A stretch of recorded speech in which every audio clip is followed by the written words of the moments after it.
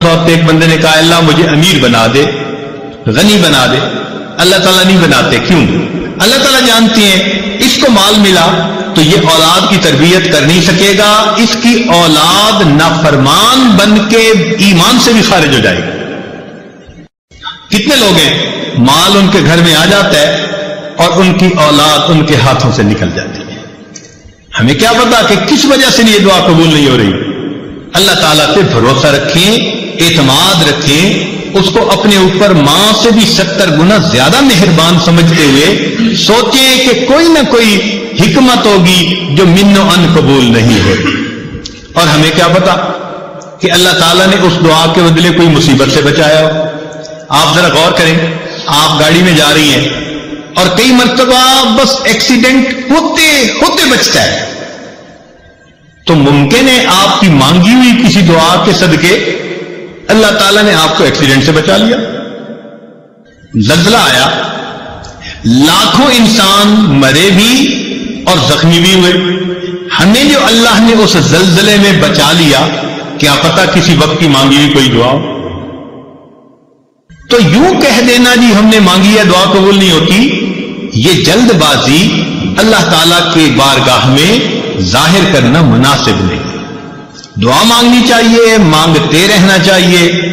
آپ نے دیکھا ہوگا کہ بچہ کوئی چیز مانگتا ہے تو ماں شروع میں منع کر دیتی ہے، نہیں دینی، پھر مانگتا ہے، پھر وہ کہتی ہے نہیں دینی، جھڑکی بھی دے دیتی ہے۔ لیکن جب بچہ مانگتا رہتا ہے، اس چھوٹے سے بچے کو بھی پتا ہے کہ میں مانگتا رہوں گا نا تو امی دے دے گی۔ چنانچہ تھوڑی دیر کے بعد جب وہ روتا دھوتا ہے ماں کے سامنے، ماں چیز بھی لے کے دے دیتی ہے اور اٹھا کے سینے سے بھی لگا لیتی ہے۔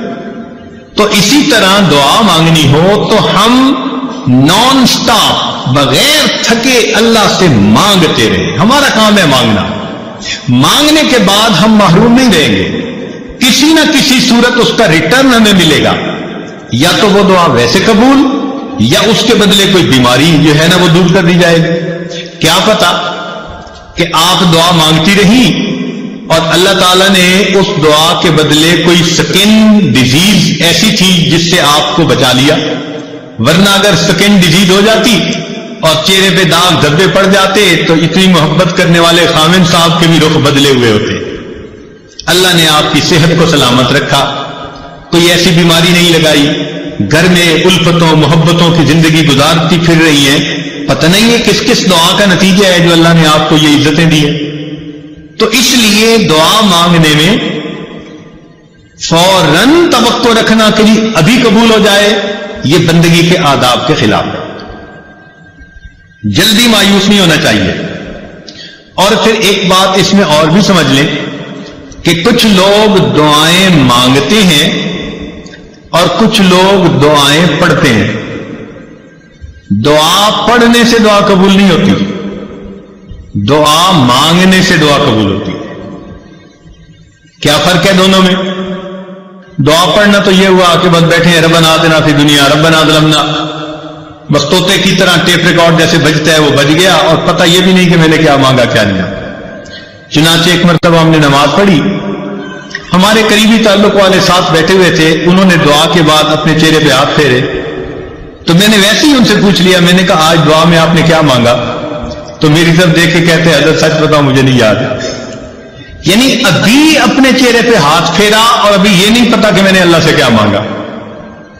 اتنی غفلت بھری دعا، تو اس کو کہتے ہیں دعائیں پڑھنا۔ تو دعائیں پڑھنے سے دعائیں قبول نہیں ہوتی، دعائیں مانگنے سے دعائیں قبول۔ دیکھیے جس فقیر نے آپ سے 1 روپیہ مانگنا ہوتا ہے وہ کپڑے بھی بڑے پھٹے پرانے پہن کے آتا ہے، وہ شکل بھی فقیروں والی بنا کے آتا ہے، اس کے بعد الفاظ بھی بڑے چن چن کے وہ بولتا ہے جو دوسرے کے دل کو ٹچ کرنے والے ہوں، آواز بھی بھرائی ہوئی ہوتی ہے، ہاتھ بھی کانپ رہے ہوتے ہیں۔ اب دیکھیے جس نے 1 روپیہ مانگنا ہے وہ اتنا کچھ کر کے آپ کے دل کو اپنی طرف متوجہ کرتا ہے، تو جس بندے نے اللہ سے اللہ کو مانگنا ہو پھر اس کو کتنی عاجزی اور فریاد سے اللہ سے مانگنا چاہیے۔ آج تو ہم دعا ایسے مانگتے ہیں جیسے اپنے ورکرز کو کام ذمہ لگا رہے ہو، مثال کے طور پہ عورت دعا مانگے گی، اللہ میری بیٹی کا اچھا رشتہ آ جائے، میرے بیٹے کو نوکری مل جائے، میرا خاوند میرے سامنے اتنا اچھا ہو کہ میرے اشاروں پہ ناچنے لگ جائے، اے اللہ فلاں فلاں ہمارے جو حاسدین ہیں ان کا تو بالکل گھر ہی اجڑ جائے۔ یعنی ہم ایسے دعا مانگ رہے ہوتے ہیں جیسے کسی ماتحت کو کام ذمے لگا رہے ہوتے ہیں۔ دعا مانگنا اور چیز ہے اور ماتحت کے ذمے کام لگانا وہ اور چیز ہے۔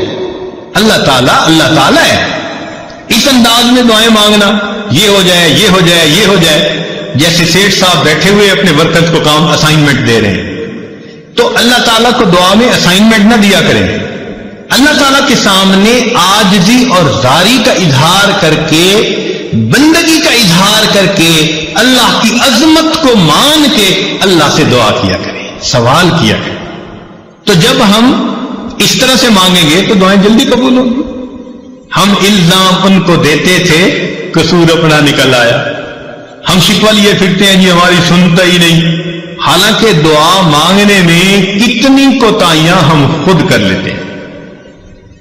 چنانچہ حجاج بن یوسف کے بارے میں آتا ہے کہ طواف کر رہا تھا اور ایک نابینا وہاں بیٹھا دعا مانگ رہا تھا، اے اللہ مجھے بینائی عطا کر دے۔ تو حجاج بن یوسف رکا اور اس نے اس کو ٹھوکر لگائی اور کہا وندے تجھے پتہ ہے میں کون ہوں؟ اس نے کہا نہیں۔ اس نے کہا میں حجاج بن یوسف ہوں۔ اب اس کے بارے میں مشہور تھا کہ یہ بہت ہی زیادہ سخت طبیعت کا بندہ ہے، جو کہہ دیتے ہیں نا وہ پورا کر دیتا ہے۔ چنانچہ اس کا نام سن کے اندھا گھبرا گیا کہ آج میرا کس سے واسطہ پڑ گیا۔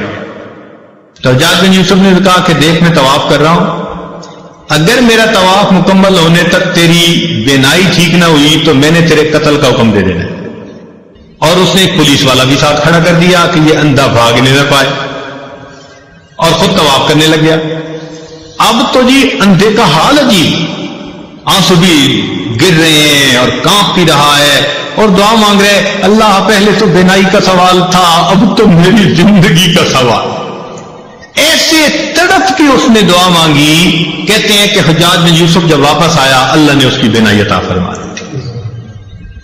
تو حجاج بن یوسف نے اس سے کہا کہ جیسے تم پہلے بیٹھے دعا مانگ رہے تھے نا، ساری عمر بیت اللہ کے سامنے اس طرح بیٹھ کے دعا مانگتے، تمہاری دعا قبول نہیں ہو سکتی تھی، کیونکہ یہ زبان سے نکل رہی تھی، دل سے نہیں نکل رہی تھی۔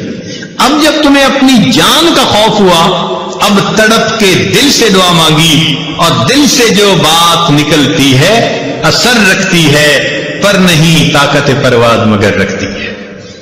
تو اس لیے دعا ہمیشہ انسان ایسے مانگے کہ تڑپ کے مانگے، دل سے دعا نکلے، پھر دیکھیں اس کے بعد اللہ رب العزت کی طرف سے کیسے رحمتیں ہوتی